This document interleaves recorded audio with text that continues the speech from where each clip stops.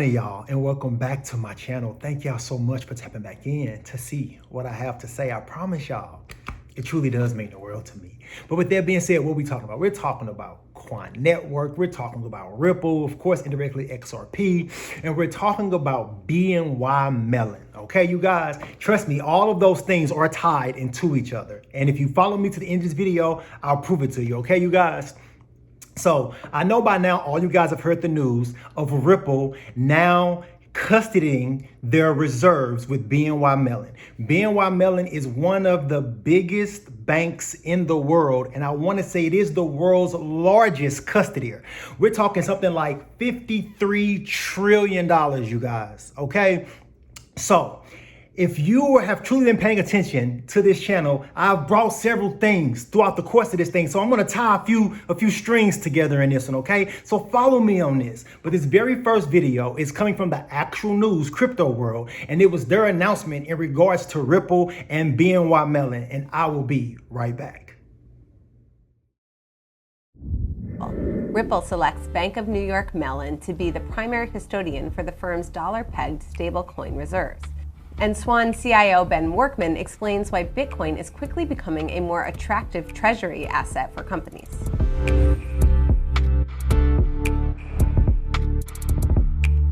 Welcome to CNBC's Crypto World. I'm Lindsay Jacobson. Crypto prices and stocks on the rise as traders seemingly downplayed the latest tariff-related headlines of the week. As of noon Eastern, Bitcoin climbed to $109,000. Ether rose more than 3.5% to the $2,600 level, and Ripple's native token XRP rose about 4% after the crypto firm and Bank of New York Mellon announced today that the bank will be the primary custodian for Ripple's US dollar-pegged stablecoin reserves going forward. The partnership should enhance regulatory compliance for Ripple, the issuer of Ripple USD, and boost institutional credibility for the firm, as well as the fast-growing stablecoin industry. Ripple CEO Brad Garlinghouse joined CNBC's Squawk Box this morning to discuss the new partnership and why the firm chose BNY. Now, as you see, the media is starting to report on this sector legitimately, which is going to give it literally so much value in the eyes of your everyday traditional investor. Okay, follow me on this because I'm always going somewhere. So in this next video, it is going to be that actual interview coming from Brad Garlinghouse. He mentioned so many things in the course of this interview that are so poignant and key to where we sit right now in 2025 and what's happening. Right now in 2025, you have TradFi and DeFi for the first time starting to do this. They are starting to merge and couple themselves with each other to where it's going to be a seamless interoperation between TradFi and DeFi moving forward out of 2025. Follow me on this, you guys. I promise you, I'm always going somewhere. But we're going to jump into literally this interview with Brad Garlinghouse talking about this huge news of BNY Mellon custodying their reserves. And I will be right back. Ripple announcing just moments ago that it's partnering with BNY for BNY to be its primary custodian for its stablecoin. Joining us first on CNBC, Ripple CEO Brad Garlinghouse. Wow, that's a nice shot, Brad. It suits you well. You're looking very even presidential almost. Welcome. Thank you. It's good to be here. Good to be back on Squawk Box. You need a custodian for your stablecoin. Why BNY? Well, look, I think as the crypto industry has emerged from kind of the last administration where the industry was being attacked, working with the most trusted, the most well-regulated, and even the best capitalized partners is a way to continue to build trust in this system. And stablecoins at their core, by their nature, it's a dollar backed with a dollar in deposits. BNY Mellon has, for a very long time been amongst the most trusted partners out there for as a custody bank. So we're really pleased. We think it's indicative of the shift of tide where we've had headwinds for this industry are now becoming tailwinds. And I think we're going to see a lot of growth. I mean, all the way back to that duel, I think, right? Is that Bank of New York? I think, yeah, Alexander Hamilton. It goes back a ways, doesn't it? That one goes way back. I didn't put a number out there because I wasn't sure how many how many years it's been. But the BNY Mellon, we feel very lucky to be partnered with them. And we think, again, building trust for the whole industry and having RLUSD, our stablecoin, which just passed $500 million of market cap. We launched only about 6 months ago. So we're really pleased with that trend line and feel like this will only continue to build that trust. It's small compared to some of your competitors, though, at this point. How does that factor into how you approach the whole stablecoin industry? So the stablecoin industry is about $250 billion today. Many people think it'll be between 1 and 2 trillion in a handful of years. The growth behind it has been profound. We joined the market kind of late, partly because we were using stablecoins in our payment flows for our institutional customers. As you probably know, Ripple at its core has been a payments company and solving a cross-border payments problem. We use stablecoins, we use XRP where it makes sense. And stablecoins, when we were using that, we were a big part of activity for us. We were minting a lot, and we thought we can participate in this market, given our institutional background, given the fact we've leaned into compliance and been very regulated. We have over 60 global licenses to participate in these markets. So we feel like the growth ahead will serve us well as we continue to serve that institutional client. You still want a banking license, right? Even though you have this deal with BNY. Well, yes, is the short answer. We have pursued and requested application to apply for an OCC license as well as a Fed master account. We think that the key here for crypto and the kind of decentralized finance, as many people call it, Ripple has been building bridges between traditional finance and decentralized finance. The world isn't going to be taken over by crypto. Instead, we think about how do we take the best of what crypto brings in facilitating faster, cheaper transactions and bring it to traditional finance. That's been at the heart of what Ripple has been focused on from the beginning. This is a step towards that, and certainly getting an OCC license, for those that have said that the crypto world wants to be unregulated, whatever, the opposite is true. I'm here in Washington in part, as you referenced, there's a Senate Banking Committee hearing today. We are advocating as an industry to be regulated. And those that, like Ripple, who have stepped forward and said we want to get an OCC license, in addition to the licenses we have with the New York Department of Financial Services, it only continues to augment that very robust, very compliance-first, trusted partner so that we can continue to use these technologies to benefit consumers and businesses alike. Now you guys just heard everything he had to say, okay, you guys? Like, this is truly an amazing time to be in the Web3 or the distributed ledger technology sector space, because we have regulation literally converging with the technology being taken seriously on every single level possible. Okay, you guys? Governments, central banks, multinational corporations, and trillions upon trillions of dollars is getting ready to flood into the distributed ledger technology sector. Okay, you guys? Follow me on this. So, we're going to have just a little bit deeper dive into exactly that whole BNY Mellon and Ripple relationship. And if you came for the Quant, stick around, because Quant's coming up shortly. Okay, you guys, I promise you, I truly do appreciate each and every single one of you. We're on the road to 4,000, and I am ecstatic that you guys are truly finding value in the information. So here we go. This next video comes from my boy NCash Official. Just a little deeper dive into it, and I will be right back.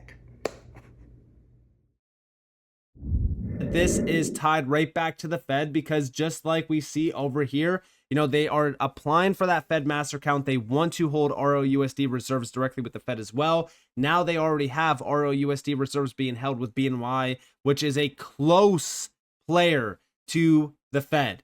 They have been working with the Fed for years and years and years. They even joined the FedNow service back in January of 2021, a very early adopter. And we have over here, Ripple selects BNY to custody Ripple USD reserves. We have today, Ripple, the leading provider of digital asset infrastructure for financial institutions, announced that it has selected the Bank of New York Mellon Corporation, a global financial services company, for the primary custody of Ripple USD reserves. Ripple and BNY are jointly committed to paving the way for digital asset adoption at institutional scale, and together are bridging the gap between traditional finance and crypto. Now, RLUSD is one of the few global stablecoins issued under the New York Department of Financial Services Trust Company Charter. Unlike stablecoins geared primarily towards retail users, RLUSD has been purpose-built for enterprise utility, particularly in improving the speed, cost, and efficiency of cross-border payments. leveraging its expertise enabling the digital asset ecosystem and proven track record in providing stablecoin infrastructure in the US. BNY will serve as the primary reserve custodian of RLUSD. In addition, Ripple will utilize BNY's leading transaction banking services to underpin its operations and continue delivering seamless solutions for its customers. Ripple USD addresses a critical gap in the market as a stablecoin developed for enterprise-grade financial use cases designed to meet the rigorous standards of leading financial institutions, said Jack McDonald, SVP of stablecoins at Ripple. BNY brings together demonstrable custody expertise and a strong commitment to financial innovation in this rapidly changing landscape, as well as a forward-thinking approach to digital asset infrastructure, making them the ideal partner for Ripple and RLUSD. As primary custodian for RLUSD, we're proud to support the growth of digital assets by providing a differentiated platform designed to meet the evolving needs of institutions in the digital asset ecosystem. As a leading financial platform company, we remain committed to providing secure, innovative, and streamlined solutions that empower financial ecosystems worldwide, and we're proud to work closely with Ripple as we propel the future of the financial system and digital asset adoption at institutional scale. Now, you just heard everything that my boy NCash had to say, okay? But a key part of the announcement and what Brad Garlinghouse said earlier in this interview was something with the OCC, the comptroller of currency. The current comptroller of currency, his name is Rodney E. Hood, okay? Now, you know that they just applied for licenses with the comptroller of currency, also for a Fed master account, okay? I want you to hear what the comptroller of currency has to say in regards to the distributed ledger technology sector and how banks and credit unions can now start to interoperate with them. Follow me on this because I'm always going somewhere. And of course, you know, all roads lead to Quant. Here we go. This next video coming from my boy, AllinCrypto. Bro, you rock. And I will be right back. The direction the cryptocurrency market is going in, and that is from Rodney Hood, who of course is the comptroller of currencies, one of the banking regulators in the United States. Let's dive in and listen to what he has to say about this industry. More than 50 million Americans hold some form of cryptocurrency. This digitalization of financial services is not a trend. It is a transformation. Here at the Office of the Comptroller of the Currency, we confirm that national banks and federal savings associations may engage in certain cryptocurrency activities responsibly in order to serve their customers. OCC-regulated banks may provide custody services, including the safekeeping and secure storage of cryptocurrencies and other digital assets, all on behalf of their customers. The banks we supervise also may buy and sell cryptocurrencies they hold in custody at their customers' direction. Additionally, these banks may provide other custody services, including record keeping, tax, or reporting services for their customers. OCC banks may use a sub-custodian to provide the same services, subject to appropriate third-party risk management practices. While a range of cryptocurrency and digital asset activities may be performed by banks and their third parties, I want to be clear that the OCC expects these activities to be conducted in a safe and sound manner and in compliance with applicable law. To learn more, please visit occ.gov. Now, you just heard everything that Mr. Hood just said in regards to distributed ledger technologies and how it is now a green light for banks and financial institutions to start operating in the realm of Web3. You now see a player like Ripple and BNY Mellon now coming to some type of conjoinment with each other. Does this make sense? Because these things are happening methodically for a reason. You have things like the Genius Act as of next week, starting on the 14th, Crypto Week starts, okay? You guys got a video coming out about that. Follow me on this. These things are happening, global regulation are happening, and now we have the TradFi and DeFi emergence, okay, you guys? So now let's throw a little bit of Quant in there. Project Agora, okay? You have to remember this. If you remember, before SOB 121 got overturned, there was one bank and one bank only that got the green light from the SEC to start custodying crypto, and that was BNY Mellon. Why did they get that green light? Because BNY Mellon joined Project Agora. Project Agora is those 7 central banks and 42 regional banks within the jurisdiction of those central banks. BNY Mellon was one of them, and that is why they got that exemption to start custodying crypto from the SEC long before even Trump got in office. Okay? Follow me on this, because I'm always going somewhere. Like I said, all roads lead to Quant, okay? So we have a player now from BNY Mellon, so you can truly understand the weight of what's happening with Ripple, Quant, with Project Agora, but also the traditional world and the Web3 world conjoining. And this was an interview from last year. Listen to the words that come out of his mouth. He's literally telling you what's happening in 2025 months before it actually is taking place. Okay, you guys, follow me on this because I'm always going somewhere. Nader Shareed from BNY Mellon, and he was actually on a Ripple stage. Follow me on this, and this is long before they custodied anything. This has been a methodic plan, you guys.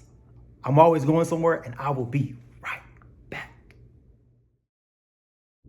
Nader Suri, I lead our digital and corporate banking team at BNY. BNY is a global systemically important financial institution. We're known as the world's largest custodian with over 50 trillion of assets under custody. But we also are a large payments bank, and we are also a large investment manager with over 2 trillion of assets under management. And we have certainly been leaning into the digital asset space. So look forward to the discussion. Great. I mean, I'll start. Listen, we've been, even before thinking about kind of having a digital asset custody offering, we've been engaged in the stablecoin space, just naturally providing traditional services to custody and manage reserves of stablecoin reserves. I think that became incredibly important, back to the point of resiliency, to have a proper, resilient, and well-known bank, be the custodian of those reserves. So, we think stablecoins have a place in the market. We think they offer the most realistic realization of the original use case of Bitcoin and crypto, which is efficient, low-cost payments. We also think that there is room for other projects, right? So, we recently announced that we're engaging in Project Agora, which is a collaboration with the BIS, central banks, and other commercial banks around deposit tokens. And I think that fits into the overall context of tokenization and tokenizing financial assets, which we're going to continue to see more and more projects around. I mean, I'll end. I love that comment, by the way. Peace. Like, I think that's a great thing to hope for in 25. More down to earth. I think it's all about. I think 2025 is going to be that year where you're actually going to see the bridging of TradFi and digital assets. You're actually going to see these use cases. You're already seeing it grow with like BlackRock Biddle. You'll see it with other projects. And then I'm really excited about the ability for banks like us to start supporting the space in a way that they need to be supported, right? So 24/7, 365, on-ramps, off-ramps, ability to support settlement in that way. I think that is the goal, is to meet the industry where they are. Now, you just heard from Nader Shareed. You just heard everything he had to say about how many trillions they custody and them, but also more importantly, their projection of 2025. You heard about their involvement with Project Agora, and we already know if the Bank of England is involved with Project Agora, which they are. I can't think of all of them right now off the top of my head, but I believe it's like the Bank of England, the Bank of Mexico, the Swiss National Bank, the Federal Reserve, the New York Fed, and the Bank of England, and I want to say is Banque de France, if I'm not mistaken. Don't quote me on that, but look it up. But I believe those are participants. And BNY Mellon was one of the regional banks that got the green light to be a part of Project Agora. If you don't know what that is, it is a project of central banks tokenizing central bank and commercial bank money and sending them cross-border. It is coming out of the Bank of International Settlements Innovation Hub. Project Agora is Latin, I believe, for Project Marketplace. So this is literally the marketplace for the central banks to come and play. Follow me on this, okay, you guys, because I'm always going somewhere. I feel like in this video, I really showed you that this has been a plan and that they have been executing this plan strategically over the last 12, 24, 36 months. And we're now starting to see these public-facing decisions of the private things that have already been set in stone and in concrete. Okay, like having a Quant, which we already, like I said, Bank of England and Banque de France, we already know with the digital euro, that's right there is bringing anybody in the euro area into the hemisphere of Overledger and Quant as well, and their programmable payments. The standard ISO TC 307. The other standard, Secure Asset Transfer Protocol, coming out of the IETF. Couple all of these financial things together. They are running in unison, harmoniously at this point in time. And if people are really sitting back and paying attention and understanding that these companies are more than just a news cycle, you know, I got somebody who said that the volume is down. Bro, I love you. You rock. You mentioned, you comment on a lot of different things, but understand that that's because this market right now, although yes, there are some whales, and I'm pretty sure there is some manipulation, is very retail facing and forward. It's these same retail people that's been in it for the past 2-3 years who went through these huge booms and huge bams and bang, bang, bows, okay? Understand now, with this TradFi and DeFi convergence, we're getting ready to get real. Institutional money flowing through these networks. And right now, volumes may be down, and right now there may be manipulation.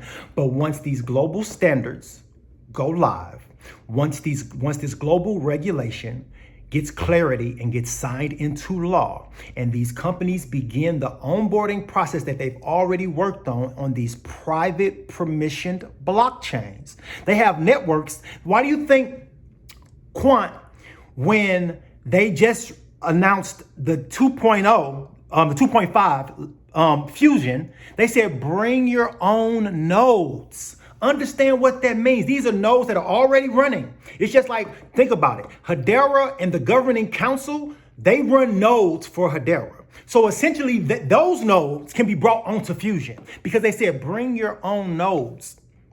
Understand truly what all of these things that are literally operating in unison, what it truly means moving forward out of 2025, going into 2026, 2027, 2028, 2029, and beyond, because you have roadmaps coming out of the G7. You have roadmaps coming out of the G20. You have roadmaps coming out of the BRICS nations. You have roadmaps coming out of the World Economic Forum.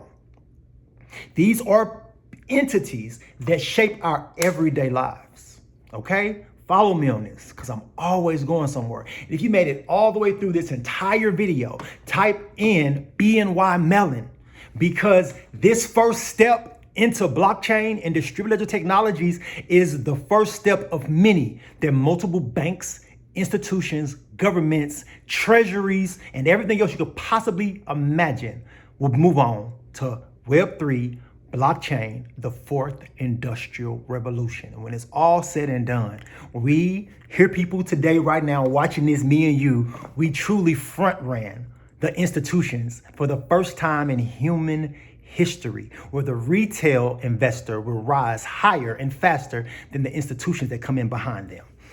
This is an incredible time. But anyway, type in BNY Mellon if you made it all the way through this whole video. I truly appreciate y'all. Y'all already know. Peace out.